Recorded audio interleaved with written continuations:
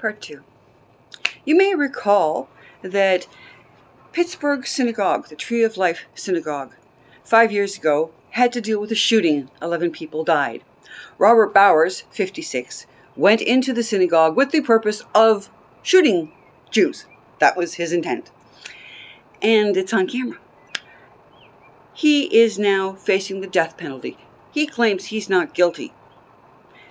But while he's claiming that he didn't do this out of racially motivated or religiously motivated things, Hardy Carol Lloyd is calling for more Jews to get killed because this poor man is now on trial for just doing the insignificant thing of slaughtering 11 Jews that had never met him before. Meanwhile, Germany, which made such an effort to get rid of anti-Semitism after the Second World War, now has Claudia Roth as their culture minister. She tried to go to the new thing that had been developed for Jewish talent between 1825 and was basically booed off the stage.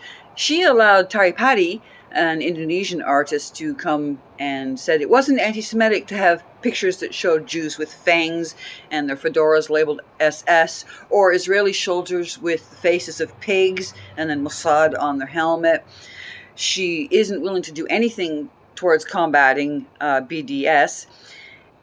And, you know, when you talk about how people behave, anyone in Germany but German Jews, the underdog of the society, are horribly obedient. It's bred into that particular society, which is why when everybody says, well, why did they just walk to the train cars in the chambers? Because it's trained into Germans to be obedient.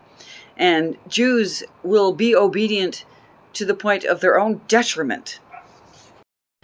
And last, well, anti-Semitism has gone down in Ukraine from 46% to 29%, primarily because of Zelensky being a proud Jew. It's still worse than Russia, where Jews are being expelled. 19% Ukraine versus 17% Russia believe there's no Holocaust. More than half of the Ukrainians claim that Jews have too much power in business, versus 44% of the Russians. And the divided loyalty question, which only Jews have to deal with, 36% of Ukraine versus 27% of Russia. It's interesting how it's always the Jews that get that divided loyalty question. Nobody else has to deal with it. You can be a proud Italian American, Portuguese American, but you can't be a proud Israeli American.